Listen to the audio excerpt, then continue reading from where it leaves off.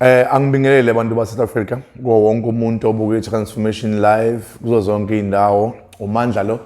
Sengiphinde ngabuya njengenjwayelo, sike sasebenza phambilini nani, sikhuluma ngendaba yobugebengu and so forth. Ngibuyile bafowethu. Ngicabanga ukuthi umsebenzi wokukhuluma ngobugebengu into ebaluleke kakhulu. Nokugwenywa kwabo into ebaluleke kakhulu. Ukuvikela nje umphakathi ukudevelopa nayo yonke into mhlawumbe umuntu azoyithinta la kule podcast into ebaluleke kakhulu. Mhlawumbe into engagxila kuyona kakhulu, engizogxila kuyona kakhulu namhlanje. Yileyo ukuthi why kumele ngikhulume ngobugebengu nobungozi babo? Why kumele ngikhulume ngama gangsterism nama activities akhona ukuthi kubaluleke ngani ukuthi umuntu axwayiswe ngakho? Ama comments amaningi ngeke ngawabona ama podcast adlule whereby kunabafowethu aba negative bekhombisa ukunganeliseki mhlambe ngokukhuluma kwami ngenombolo, ukunganeliseki ngokukhuluma ngobugebengu. Ngifuna ukuthi nginikeze lokhu ngana i-assurance ukuthi akaze ngixoxelwe ngobugebengu izinto ebengizenza. Angicabanga ukuthi kungakhona umuntu mhlambe ongakwazi ukuxoxa i-gist yento ayixoxelwe. Ngicabanga kodwa umuntu oxoxa i-gist yento ayaziyo nake waba involved kuyona. So ke nami ngila akukhona ukuqhuba usuku ukuzokhuluma nani njengomphakathi weNingizimu Afrika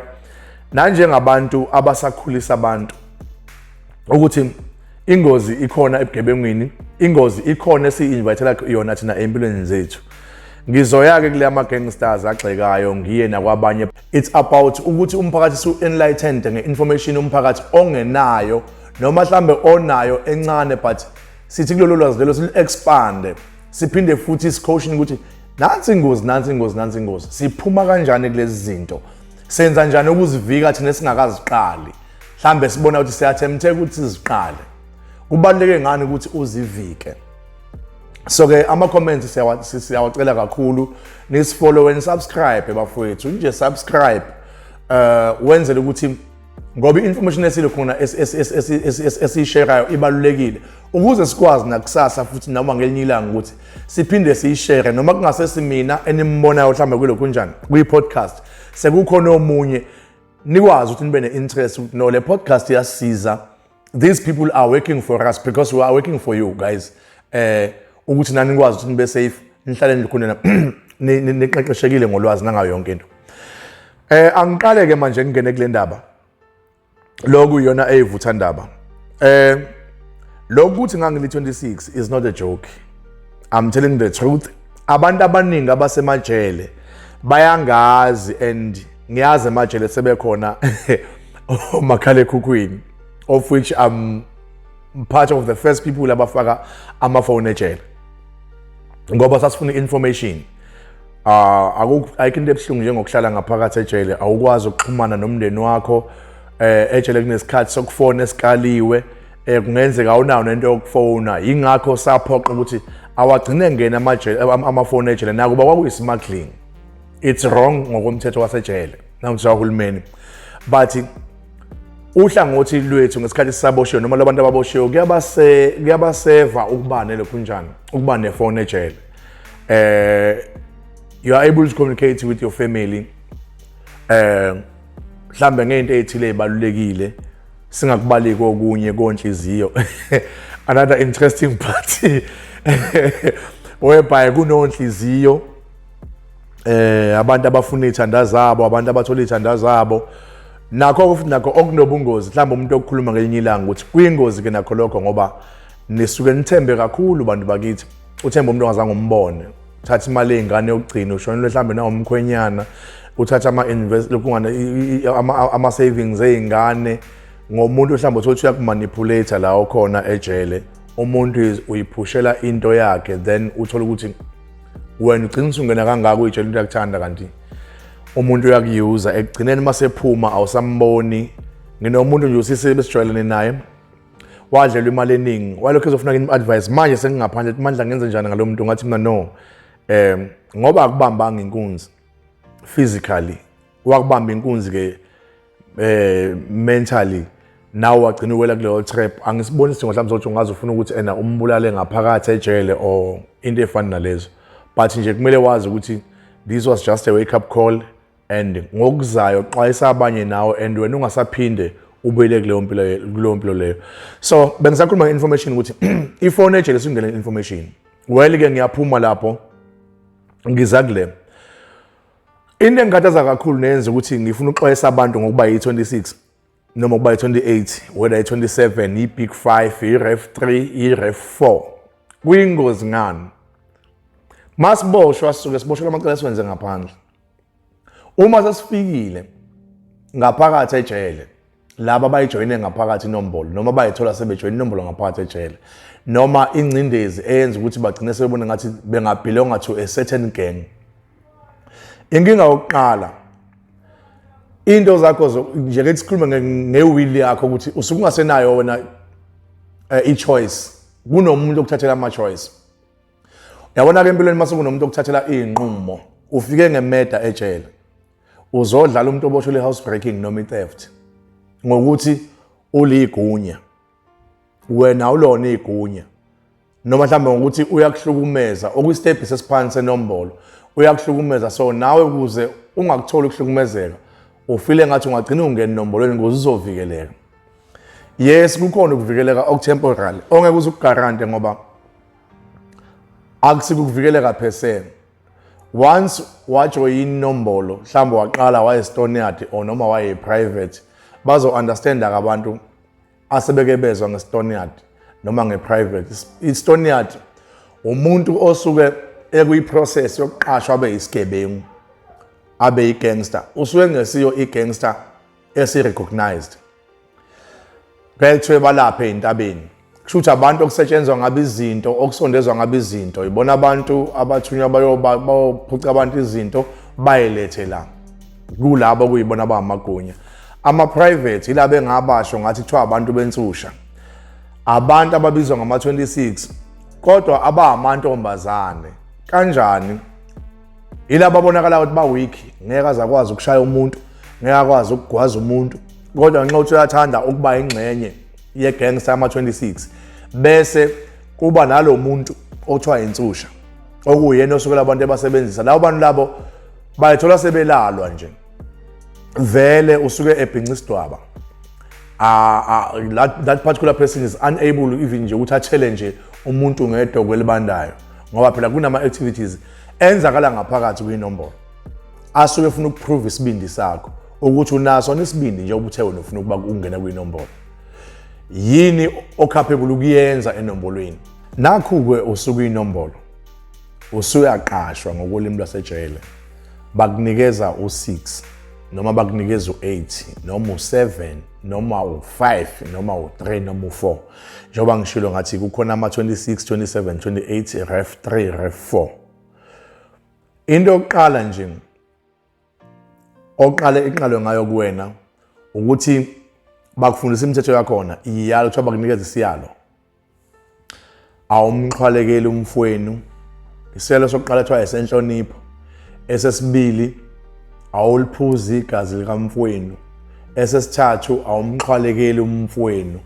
esesine asibhincisi esesithupha awujutha sijuthana ujuthwa enombolo esesihlanu njalo bese ukuthi esesithupha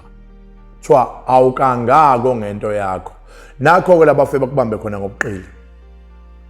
okusho ukuthi ngisho ilokhungana i-bath soap le akuyona yakho kumele ukuthi ngigeze ngayo nonke angithi phela usujoyina igang manje ithawula lakho ungalishare nabanye abantu and uyalishare nabanye abantu kusho ukuthi yonke into uma ufika kuvakasho labakini uma uthi uyavakashelwa akubona kwakho kumele uqale ukwethule egunyeni igunya libeke lapha ya angithi kuthiwa kunendoda eyisifo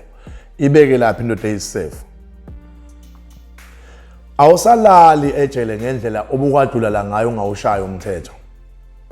Khumbulani ukuthi kunezikhathi zokuvuka kunezikhathi zokugeza kunezikhathi futhi zokuthi uthi ulele nje oba kusebusika kanje kubanda kuyiwinter kunabantu abangalele kuthiwa bayadrilla unyaka weflag unyaka wesithupha balapha bayadrilla kukhulunywa ngokuthi iboshwa ezogwazwa kanjani ejele ubungakazi ukugwaza isiboshwa futhi ubungeke usigwaza isiboshwa uwethe ubungayishaya inombolo kodwa ngoba usungene kuyinombolo sekumele uvume ukuthi uzoyigwaza iboshwa uzoyishaya iboshwa uzowagwaza amaphoyisa uma kuthiwa kumele unqume isiboshwa uzosinquma isiboshwa wawuyiboshwe mhlawumbe imeda noma elinye icala kodwa lelo uzolenza ngaphakathi manje ejele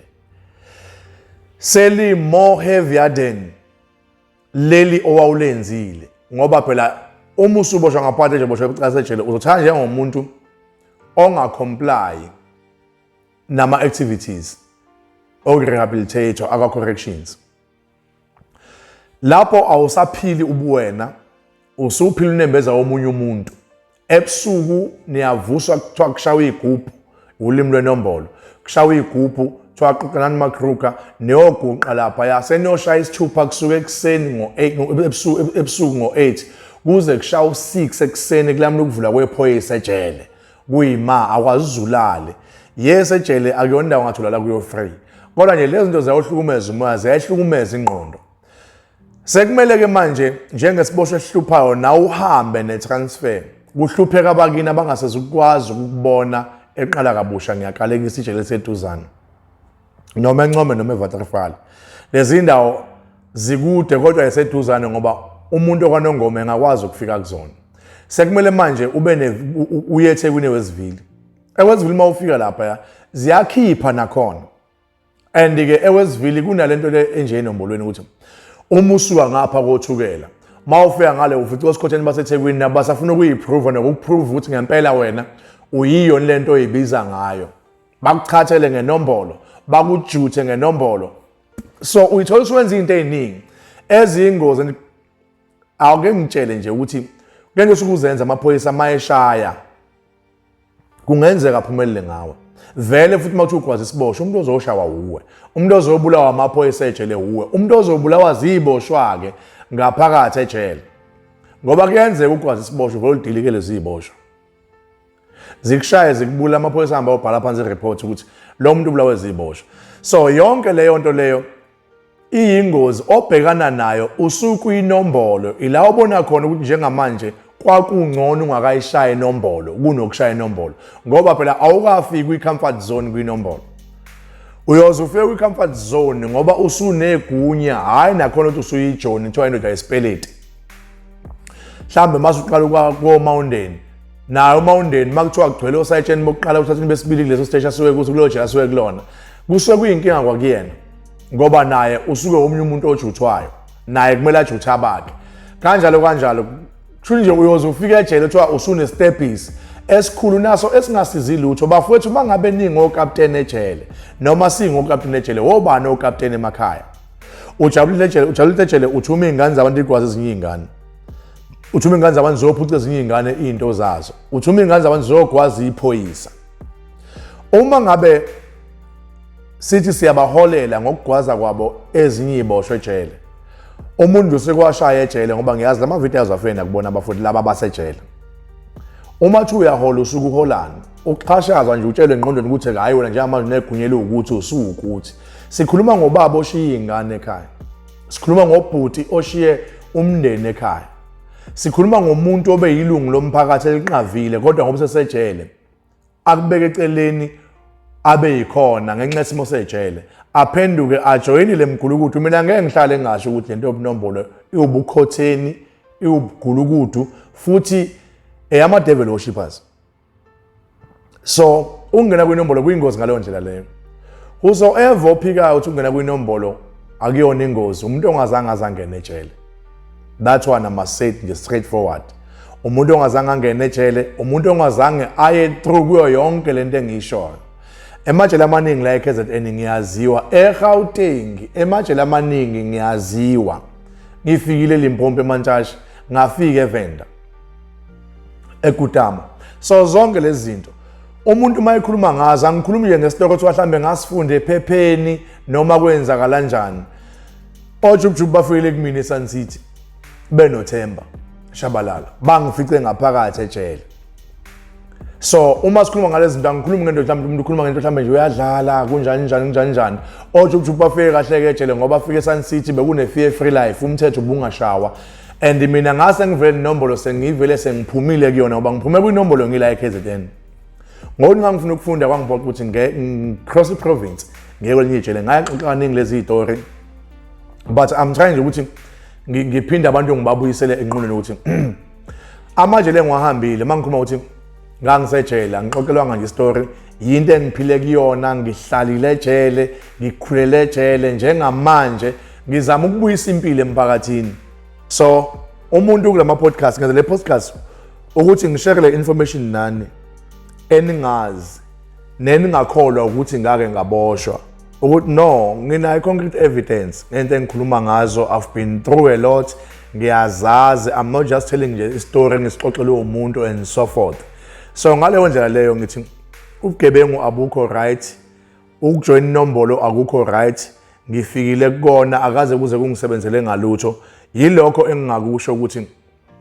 uma nikuma podcast la kulento engisuke ngikhuluma izinto eziliqiniso zithatheni serious I don't mind those abazoqhamuka mhlambe ngenxa babonke expose into zabo mhlambe baqhamuke bakhulume into ezinhlamba but I don't mind them kodwa nje ngisho ukuthi ubugebengu ngabuyiseli ngiyabonga